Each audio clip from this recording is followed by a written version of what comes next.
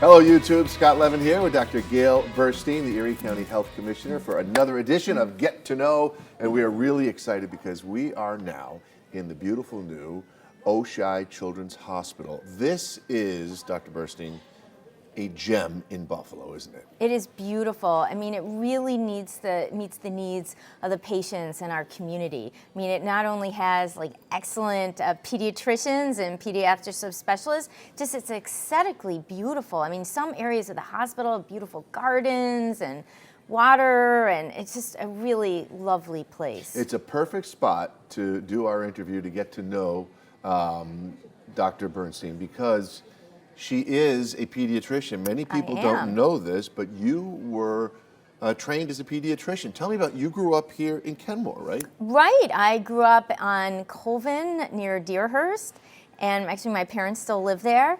And I went to Union College in Schenectady, New York. I went to Skidmore, so we competed with each other. That's right, that's yes. right. And then I went to medical school here at University of Buffalo, and I graduated in 1990, and during medical school I met my husband, we fell in love, we got married a week after we graduated, and then we did that couples match, so we were able to both end up in Cleveland, Ohio. When did you know in your life that you wanted to become a doctor? Well, it was actually when I was very young. I knew I wanted to, care for people, and I was especially interested in caring for children. And so initially, I thought I should be a nurse, become a nurse, because as a young child, I didn't know any female physicians. I didn't know that women could be physicians. Right. And then in kindergarten, someone told me that women could be physicians. I'm like, I want to do that. So here I am. And you were like never afraid of like shots and things like that? You were like, I like this stuff. Yeah, as long as I'm not getting them. Right. Now tell me, you went to South Africa also. That was when Nelson Mandela, I believe, was president of South Africa. Well, right? it's when he was actually first elected. At the end of apartheid, right. We were there. We had a really unique opportunity through connections with our residency training program at Case Western. My husband and I both had the opportunity to work for a year in a rural area of South Africa in the Eastern Transvaal. We are on the border of Swaziland and Mozambique. Wow. What was that like? It was just really beautiful. Well, medically, it was very interesting because it was really the beginning of the South African HIV/AIDS epidemic. And then I, as a pediatrician, I saw many children, or quite a number of children, that were presenting to the hospital and the clinic with health problems that children with a normal immunity shouldn't have. And so many of the children that I tested for HIV tested positive. And so having to tell the mothers through a translator they were infected with this virus that at the time, in the early 90s, was actually a fatal disease in South Africa. They didn't have antivirals. It was a very challenging time period medically.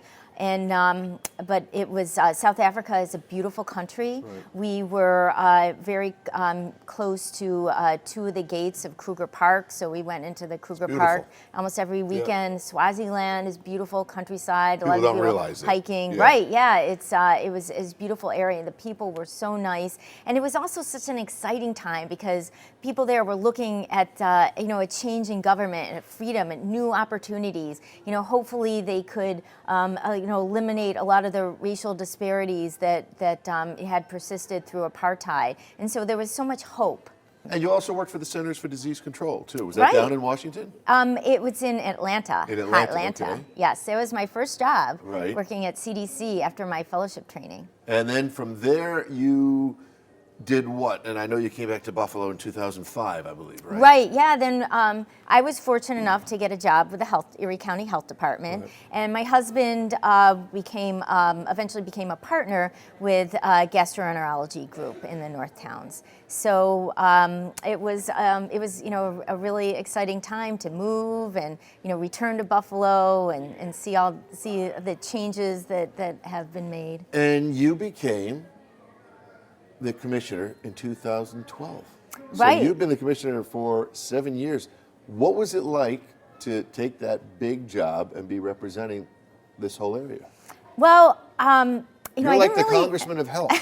That's what it's like. I mean, it's a big deal. Congresswoman, right? Yes. Congresswoman of Health, right?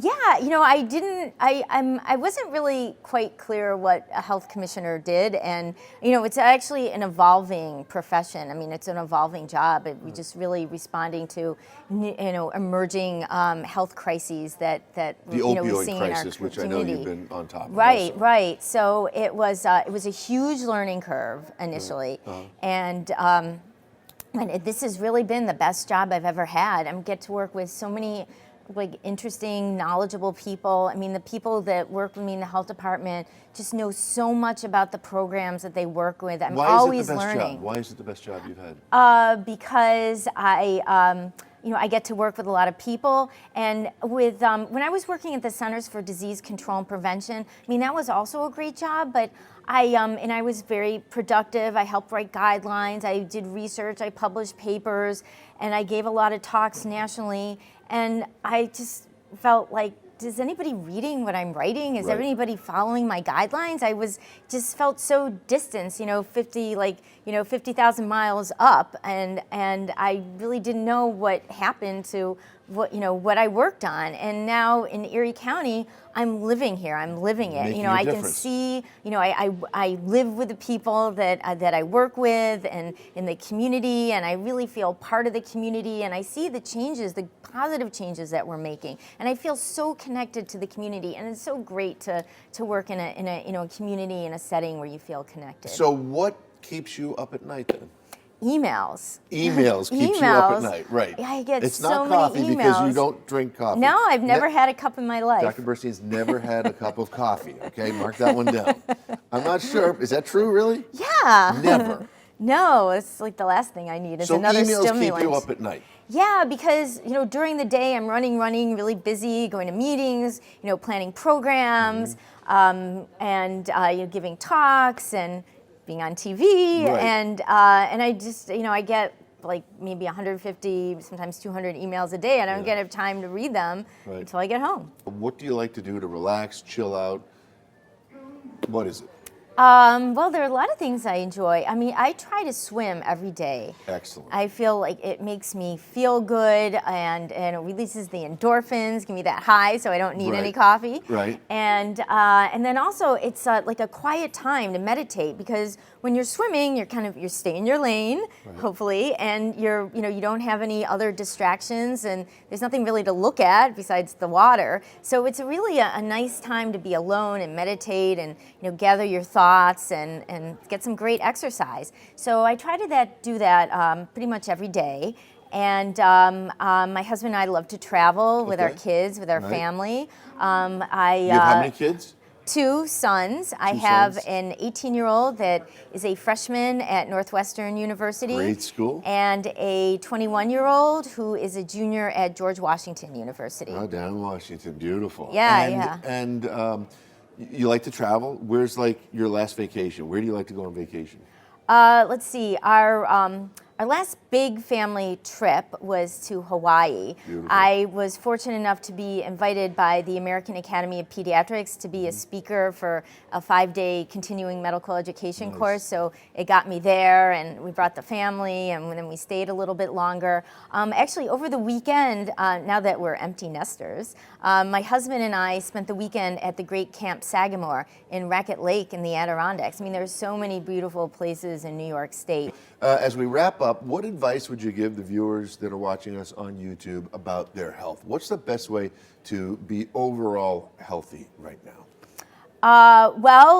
You know, I think a part of our health that oftentimes we ignore is our mental health. I mean, Very important, stress, you're right? Stress can really cause, you know, many physical symptoms, and you know, as well as long not feeling well. I mean, if people are really stressed or depressed or anxious, they don't feel right. Right. And so I think that is a big. So what's the best way to component get rid of health. that stress? Just find something that you enjoy doing? Well, yeah, distractions, hobbies, talking to friends. Sometimes, you know, people might need a little higher level of care, Right. maybe professional counseling. Right. Sometimes people need medication, but that's all good as long as, you know, people can get what they need to make them feel well. by either counseling or prescription medication. I mean, I think that's one of the reasons why we fell into our opioid epidemic is that, people were self-medicating and also being treated with prescribed opioid medications to make them feel better in one way or another, and not all pain is related to a physical ailment. But we are doing much better when it comes to we the are opioid doing problem. great. Yeah, Right. our numbers, our opioid overdose deaths Right. are quickly declining, and we're hoping that someday, in the near future, this it won't be as much of a crisis as we've seen. Well, last question. What's your favorite thing that you love about your hometown Buffalo? The favorite thing about the hometown Buffalo, I have a lot of things. One is just like the people here. Yeah. It's just people are so nice, and it's such a kind of relaxed tone. Like in Atlanta and in Baltimore, it was just like there's a lot of tension. It was more fast paced. Right. Here it's kind of more relaxed. I mean, people get to know each Midwestern other. kind of like. Yeah, that feel, yeah, right? yeah, and also, I love not being stuck in traffic every day. In Atlanta, that was my fate. I know. But and the food too, right? You Oh, gotta love yes. the food. Yes. The food here is very good. I'm very well fed. Are you a Bills fan? Sabres As a- fan? Well, a sports fan? As a pediatrician, I'm not a fan of contact sports. There you go. You heard it here. Not a fan of contact sports. That's why she's a swimmer. Doctor, thank you so much. Yeah, thank Congratulations you. on all your success. We Thank appreciate you. you being here on Get to Know today. So thank you for watching us, YouTubers. Don't forget to click the subscribe button and the notification bell also in the corner so you'll get to know when we have our next Get to Know on YouTube. Thanks for watching.